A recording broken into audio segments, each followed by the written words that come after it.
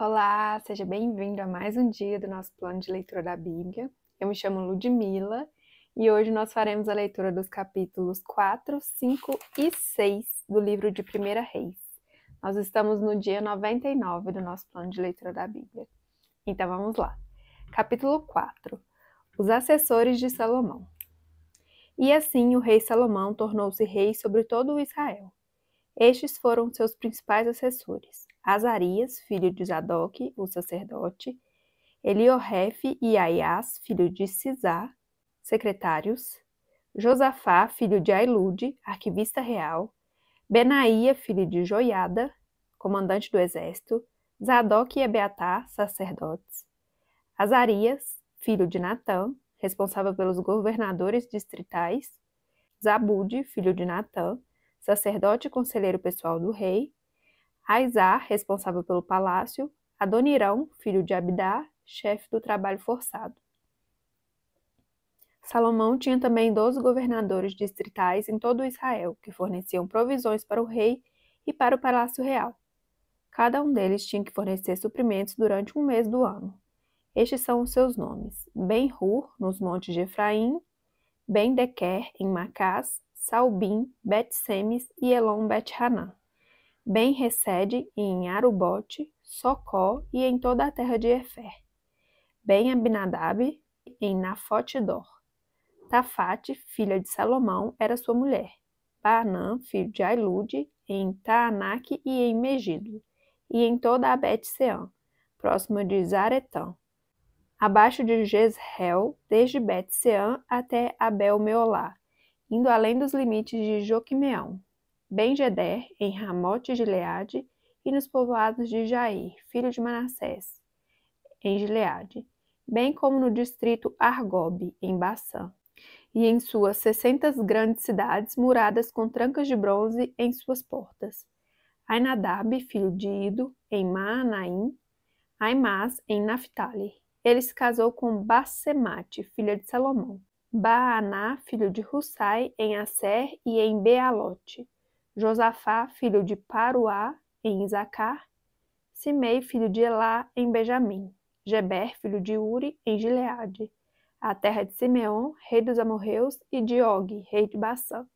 Ele era o único governador desse distrito. As provisões diárias de Salomão. O povo de Judá e de Israel eram tão numeroso como a areia da praia. Eles comiam, bebiam e eram felizes. E Salomão governava todos os reinos, desde o Eufrates até a terra dos filisteus, chegando até a fronteira do Egito. Esses reinos traziam tributos e foram submissos a Salomão durante toda a sua vida. As provisões diárias de Salomão eram 30 tonéis da melhor farinha e 60 tonéis de farinha comum, 10 cabeças de gado engordado em cocheiras, 20 de gado engordado no pasto, e 100 ovelhas e bodes, bem como servos, gazelas, corças e aves escolhidas. Ele governava todos os reinos a oeste do Eufrates, desde Tifsã até Gaza, e tinha paz em todas as fronteiras. Durante a vida de Salomão, Judá e Israel viveram em segurança, cada homem debaixo da sua videira e da sua figueira, desde Dan até Berseba. Salomão possuía 4.000 cocheiras para cavalos de carros de guerra e 12.000 cavalos. Todo mês, um dos governadores distritais fornecia provisões ao rei Salomão e a todos os que vinham participar de sua mesa. Cuidavam para que não faltasse nada. Também traziam ao devido lugar suas cotas de cevada e de palha para os cavalos de carros de guerra e para os outros cavalos. A sabedoria de Salomão. Deus deu a Salomão sabedoria, discernimento extraordinário e uma abrangência de conhecimento tão imensurável quanto a areia do mar. A sabedoria de Salomão era maior do que a de todos os homens do Oriente e de que toda a sabedoria do Egito. Ele era mais sábio do que qualquer outro homem, mais do que o Esraíta, Etã, mais sábio do que Emã, Calcol e Darda, filhos de Maol. Sua fama espalhou-se por todas as nações em redor. Ele compôs 3.000 provérbios e os seus cânticos chegaram a 1.005. Descreveu as plantas desde o cedro do Líbano até o isopor que brota nos muros. Também discorreu sobre os quadrúpedes, as aves, os animais que se movem rente ao chão e os peixes. Homens de todas as nações vinham ouvir a sabedoria de Salomão. Eram enviados por todos os reis que tinham ouvido falar de sua sabedoria. Capítulo 5. Os preparativos para a construção do templo. Quando Hirão, rei de Tiró, soube que Salomão tinha sido ungido rei, mandou seus conselheiros a Salomão, pois sempre tinha sido amigo leal de Davi. Salomão enviou essa mensagem a Hirão: Tu bem sabes que foi por causa das guerras travadas de todos os lados contra meu pai, Davi, que ele não pôde construir um templo em honra ao nome do Senhor, o seu Deus, até que o Senhor pusesse os seus inimigos debaixo dos seus pés. Mas agora o Senhor, o meu Deus, concedeu-me paz em todas as fronteiras, e não tenho que enfrentar nem inimigos nem calamidades. Pretendo por isso construir um templo em honra ao nome do Senhor, o meu Deus, conforme o Senhor disse a meu pai Davi. O seu filho, a quem colocarei no trono em seu lugar, construirá o templo em honra ao meu nome. Agora eu te peço que ordenes que cortem para mim cedros do Líbano. Os meus servos trabalharão com os teus, e eu pagarei a teus servos o salário que determinares. Sabes que não há entre nós ninguém tão hábil em cortar árvores quanto os sidônios. Hirão ficou muito alegre quando ouviu a mensagem de Salomão e exclamou: Bendito seja o Senhor, pois deu a Davi um filho sábio para governar essa grande nação. E Hirão respondeu a Salomão: Recebi a mensagem que me enviastes e atenderei ao teu pedido, enviando-te madeira de cedro e de pinho. Meus servos levarão a madeira do Líbano até o mar, e eu a farei flutuar em jangadas até o lugar que me indicares. Ali eu a deixarei e tu poderás levá-la, e em troca fornecerás alimento para a minha corte. Assim Hirão se tornou fornecedor de toda a madeira de cedro e de pinho que Salomão desejava. E Salomão deu a Hirão 20.000 tonéis de trigo para suprir de mantimento a sua corte, além de 20.000 tonéis de azeite de oliva puro. Era o que o Salomão dava anualmente a Hirão. O Senhor deu a sabedoria a Salomão, como lhe havia prometido. Houve paz entre Hirão e Salomão, e os dois fizeram um tratado. O rei Salomão arregimentou 30.000 trabalhadores de todo Israel. Ele os mandou para o Líbano em grupos de 10.000 por mês, e eles se revezavam, passavam um mês no Líbano e 2 em casa. Adonirão chefiava o trabalho. Salomão tinha 70.000 carregadores e 80.000 cortadores de pedra nas colinas e 3.300 capatazes que supervisionavam o trabalho e comandavam os operários. Por ordem do rei, retiravam da pedreira grandes blocos de pedra de ótima qualidade para servirem de alicerce de pedras lavradas para o templo.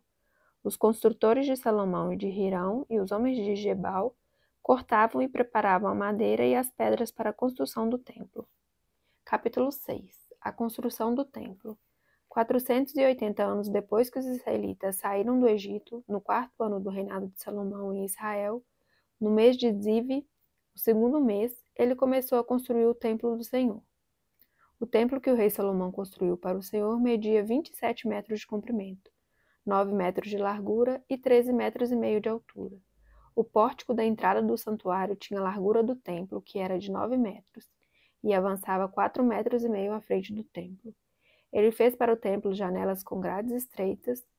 Junto às paredes do átrio principal e do santuário interior, construiu uma estrutura em torno do edifício, na qual havia salas laterais.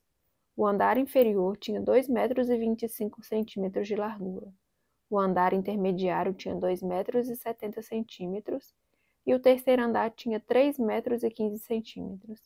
Ele fez saliências de apoio nas paredes externas do templo, de modo que não houve necessidade de perfurar as paredes. Na construção do templo, só foram usados blocos lavrados nas pedreiras, e não se ouviu no templo nenhum barulho de martelo, nem de talhadeira, nem de qualquer outra ferramenta de ferro durante a construção. A entrada para o andar inferior ficava no lado sul do templo. Uma escada conduzia até o andar intermediário e dali ao terceiro. Assim ele construiu o templo e o terminou, fazendo-lhe um forro com vigas e tábuas de cedro. E fez as salas laterais ao longo de todo o templo. Cada uma tinha 2,25 metros de altura, e elas estavam ligadas ao templo por vigas de cedro. E a palavra do Senhor veio a Salomão dizendo: Quanto a este templo que você está construindo, se você seguir os meus decretos, executar os meus juízos e obedecer a todos os meus mandamentos, cumprirei por meio de você a promessa que fiz ao seu pai Davi. Viverei no meio dos israelitas e não abandonarei Israel, o meu povo. Assim Salomão concluiu a construção do templo. Forrou as paredes do templo por dentro com tábuas de cedro, cobrindo-as desde o chão até o teto, e fez o soalho do templo com tábuas de pinho. Separou 9 metros na parte de trás do templo, fazendo uma divisão com tábuas de cedro, do chão ao teto, para formar dentro do templo o santuário interno, o lugar santíssimo. O átrio principal, em frente dessa sala, media 18 metros de comprimento. O interior do templo era de cedro, com figuras entalhadas de frutos e flores abertas. Tudo era de cedro, não se via pedra alguma. Preparou também o santuário interno no templo para ali colocar a arca da aliança do Senhor. O santuário interno tinha 9 metros de comprimento, 9 de largura e 9 de altura. Ele revestiu o interior de ouro puro e também revestiu de ouro o altar de cedro. Salomão cobriu o interior do templo de ouro puro e estendeu correntes de ouro em frente do santuário interno, que também foi revestido de ouro. Assim revestiu de ouro todo o interior do templo e também o altar que pertencia ao santuário interno. No santuário interno, ele esculpiu 2 querubins de madeira de oliveira, cada um com 4,5 metros de altura. As asas abertas dos querubins mediam 2,25 metros, 4,5 metros da ponta de uma asa à ponta da outra. Os 2 querubins tinham a mesma medida e a mesma forma. A altura de cada querubim era de 4,5 metros. Ele colocou os querubins com as asas abertas no santuário interno do templo. A asa de um querubim encostava numa parede e a do outro encostava na outra. As suas asas encostavam uma na outra no meio do santuário. Ele revestiu os querubins de ouro. Nas paredes ao redor do templo, tanto na parede interna como na externa, ele esculpiu querubins, tamareiras e flores abertas. Também revestiu de ouro os pisos, tanto na parte interna como na parte externa do templo. Para a entrada do santuário interno, fez portas de oliveira com batentes de 5 lados. E nas 2 portas de madeira de oliveira esculpiu querubins, tamareiras e flores abertas, e revestiu os querubins e as tamareiras de ouro batido. Também fez pilares de 4 lados, de madeira de oliveira, para a entrada do templo. Fez também 2 portas de pinho, cada uma com 2 folhas que se articulavam por meio de dobradiças. Entalhou figuras de querubins, de tamareiras e de flores abertas nas portas e as revestiu de ouro batido. E construiu o pátio interno com 3 camadas de pedra lavrada e uma de vigas de cedro. O alicerce do templo do Senhor foi lançado no mês de Zive, do 4º ano. No mês de Bul, o 8º mês do 11º ano, o templo foi terminado em todos os seus detalhes, de acordo com as suas especificações. Salomão levou 7 anos para construí-lo. Finalizamos então mais um dia do nosso plano de leitura da Bíblia. Obrigada pela sua companhia, fique com Deus e até amanhã. Tchau, tchau.